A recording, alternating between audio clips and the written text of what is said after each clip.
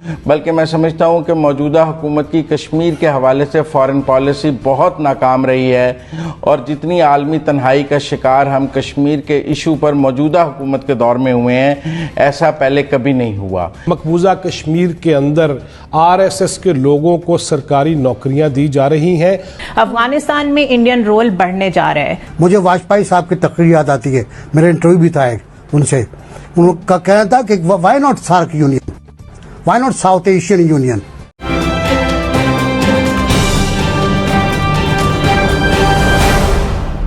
हमारा सवाल ये है कि भारत 5 अगस्त के फैसले पर नजरसानी करे तो बातचीत के लिए तैयार है। इससे मुतालिक जो वजीर खारजा ने बयान दिया है, क्या भारत मुज़ाकराती बहाली के लिए कदम उठा सकता है? लेकिन असूली तौर पे मुझे तो नहीं नजर आया कि कोई इंटरनेशनल हमायत हुकूमत हासिल कर सकी हो, कोई इसने ऐसे कोई वफद भेजे हो दुनिया में बात करने के लिए, कोई दोस्त ममालिक की हमायत हासिल कर सकी हो।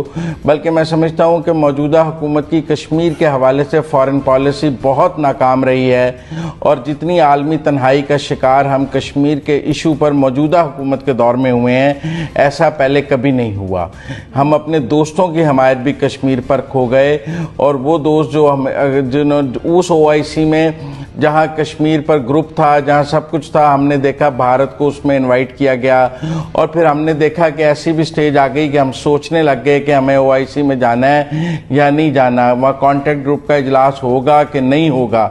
तो लिहाजा जहाँ तक हुकूमत की खारजा पॉलिसी का ताल्लुक है, वो तो बिल्कुल मुझे कोई इतनी अच्छी नज़र नहीं आई भारतीय इक़दामात के बाद।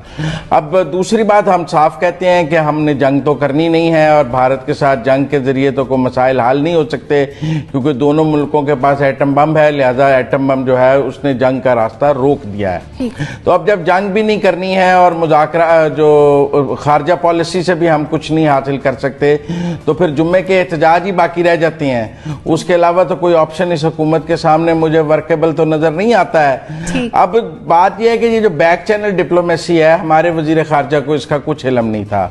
वो UAE में कह रहे थे कि ऐसा कुछ हो ही नहीं रहा है, फिर वो तुर्की पहुंचे तो उन्होंने कहा नहीं कुछ हो रहा है। मतलब वो उनको, मुझे ऐसा लगा कि पाकिस्तान और भारत के जो बैक चैनल डिप्लोमेसी की जो खबरें मीडिया में लीक हुई कुछ बहुत अहम जराए से, उसके बारे में हमारा वजीर खारजा बिल्कुल लाइलम था, या लाइलम था या कौम से झूठ बोलना चाह रहा था और उसको दबाना चाह रहा था। लेकिन जब मीडिया में बहुत बात आ गई, उन्होंने कहा चले थोड़ी सी मान लेता हूं, फिर थोड़ी सी मान लेता हूं, फिर थोड़ी सी मान लेता हूं। यानी इन शॉर्ट आपको बात आगे बढ़ती मुझे लगा कि वजीर खारजा या पूरी तरह ऑन बोर्ड नहीं थे या सच बोलने के लिए तैयार नहीं थे बैक चैनल डिप्लोमेसी पे। अब भी मैं ये समझता हूं कि भारत, जो खबरें आई हैं, जो डिटेल्स आ रही हैं, उसमें तो ये है कि भारत ने मुज़ाकरात तो शुरू किए हैं, लेकिन भारत ने ये कहा है कि सिर्फ कश्मीर पर बात नहीं होगी, सब मामलात पर बात होगी। और भारत हमेशा ही ये कहते हैं, और जब सब मामलात पर बात होती है तो बाकी सब मामलात पर बात हो जाती है और कश्मीर पर बात नहीं होती है। तो अब भी ऐसे ही होगा कि बाकी सब मामलात पर, क्योंकि खबरें तो ये आई हैं सरकरीब पर डेवलपमेंट हो जाएगी, पानी पर डेवलपमेंट हो जाएगी, पीपल टू पीपल कांटेक्ट पर, देखना सीज़फायर हो गया, सब कुछ हो जाएगा, कश्मीर का कुछ नहीं होगा। मकबूजा कश्मीर के अंदर RSS के लोगों को सरकारी नौकरियां दी जा रही हैं और 750 ऐसे मकबूजा कश्मीर के मुसलमान हैं, हुर्रियत पसंद हैं, जिनको सिर्फ ये कि उनका WhatsApp और उनका सोशल मीडिया अकाउंट, उसमें से क्या नजर आ रहा है, और उनको नौकरियों से बर्खास्त किया जा रहा है और इसकी तादाद ज्यादा बढ़ेगी।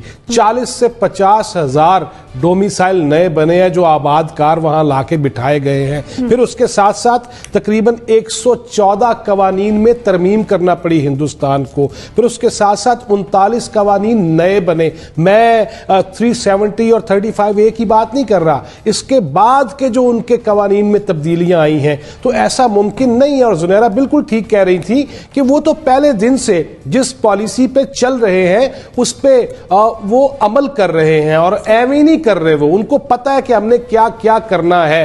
पानी हमसे गुजरने हैं, चीजें हमसे ली जानी है, चीनी मांग के फिर इनकारी हो जाना है, फिर न जाने पाकिस्तान में क्या क्या अभी होना है। और मौजूदा हुकूमत, जिस तरह बरादर मुजम्मल ये कह रहे थे कि इस मौजूदा हुकूमत की पॉलिसीज के अंदर बाकी सब कुछ हो सकता है, मुझे कश्मीर उस तरह से नजर नहीं आ रहा। देखिए, ट्राइड एंड टेस्टेड एंटिटी को आप क्या दोबारा से आजमाएंगे या उससे क्या एक्सपेक्ट करेंगे? ये जो स्पेशल स्टेटस की बात हो रही है 35A की जो इन पर्टिकुलर बात हो रही है ये 1954 से वहां पे इम्पोज्ड है और यही वो वाहिद चीज थी जिसकी वजह से महबूबा मुफ्ती और उमर अब्दुल्ला ये सारे लोग बड़ा सिक्योर फील करते कि कम से कम हमारे पास कुछ स्पेस तो है, पॉलिटिकल स्पेस तो है to make our own decisions, चाहे वो 50% डिक्टेट करने से होती हो, 50% या 20% लेट से हमारी मर्जी चलती थी। अभी ये याद रखें कि 1989 से जो आर्म्ड स्ट्रगल चल रही है कश्मीर की वो इसीलिए चल रही है कि they always felt, Kashmiris always felt कि हमारी जो डेमोग्राफिक कैरेक्टर है, डिस्टिंक्ट कैरेक्टर है, पूरे इंडिया में इतना ज्यादा मुस्लिम पॉपुलेटेड स्टेट कोई भी नहीं है जितनी जम्मू एंड कश्मीर है। वो हमेशा थ्रेटन फील करते रहे और 1989 ऑनवर्ड्स जो आर्म्ड स्ट्रगल चल रही है उसकी बेस यही थी कि वो थ्रेटन फील करते थे कि इसको चेंज करने की कोशिश की जाएगी। और बीजेपी ने 1990s से इसको अपने मैनिफेस्टो में रखा हुआ था कि हमारी गवर्नमेंट जब भी आएगी हम इसको रिवोक करेंगे एंड दे डिड इट। और दूसरा, इंडिया अपनी जिन प्रॉब्लम्स में भी इस वक्त घिरा हुआ है उसमें उसको थोड़ी सी अपीजमेंट चाहिए इंटरनेशनल कम्युनिटी को दिखाने के लिए, खुद अपने लिए भी, क्योंकि वो all out war China, Afghanistan and Pakistan 3 fronts को हैंडल नहीं कर सकता। अफगानिस्तान में इंडियन रोल बढ़ने जा रहा है, चाइना ने कंटेन कर लिया है, वो कुछ टाइम के लिए सुकून चाहते हैं पाकिस्तान की तरफ से और ये गुडी गुडी प्ले करके अगर उनको वो टाइम मिल जाता है और कश्मीरीज को ये मैसेज चला जाता है कि पाकिस्तान तो किसी भी वक्त हमसे बात करने को तैयार है विद और विदाउट यू, तो don't you think it's a win win situation for them? Pakistan और हिंदुस्तान के बहुत अच्छे ताल्लुकात का बहुत बड़ा हामी हूँ। मैं चाहता हूँ कि इन दोनों मुल्कों के दरमियान वीज़ा फ्री रजीम हो। क्यों यूरोप क्यों नहीं बन पाए हम? मुझे वाजपेयी साहब की तकरीर याद आती है, मेरा इंटरव्यू भी था एक उनसे, उनका कहना था कि why not SAARC union, why not South Asian union, हमारी एक करेंसी क्यों ना हो, हमारे बॉर्डर खुले हुए क्यों ना हो, हमारा एक सिक्का क्यों ना हो, हम एक दूसरे के आज़ादी से क्यों ना आ जाए। पाकिस्तानियों की हालत इस समय ऐसी हो रही है कि उन्हें ये समझ में नहीं आ रहा है पूरी दुनिया कश्मीर पे हमसे बात क्यों नहीं कर रही, भारत के खिलाफ क्यों नहीं खड़ी हो रही। इससे ये पता चलता है पाकिस्तान कितना अलग थलग पड़ गया पूरी दुनिया में कश्मीर मुद्दे के ऊपर। अब पाकिस्तान ये चाहता है किसी न किसी तरीके से भारत बस एक इशारा कर दे और हम भाग के जाके कश्मीर पे बात कर ले, मगर ऐसा होने वाला है नहीं। भारत ने भी अपना गेम प्लान बना रखा है। ये 24 घंटे पाकिस्तान जो भारत को तंग करता था आतंकवाद का रूप दिखा दिखा के, उसका नतीजा है आज पाकिस्तान इतना उदास और हताश है। सारी दुनिया ने इनसे नाता तोड़ लिए, कोई भी इनकी बात सुनने के लिए तैयार नहीं, क्योंकि जो भी देश आतंकवाद का सहारा लेता है उसके साथ कोई देश नहीं खड़ा होता। अब चाहे ये मोदी का नाम लें या वाजपेयी जी का नाम लें, इससे कोई फर्क नहीं पड़ता।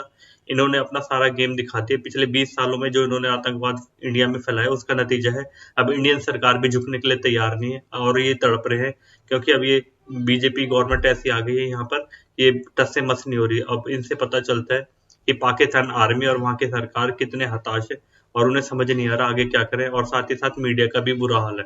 धन्यवाद दोस्तों, ऐसे ही वीडियो देखने के लिए चैनल को लाइक एंड सब्सक्राइब जरूर कीजिए। जय हिंद, जय भारत दोस्तों, मिलते हैं अगले वीडियो के साथ।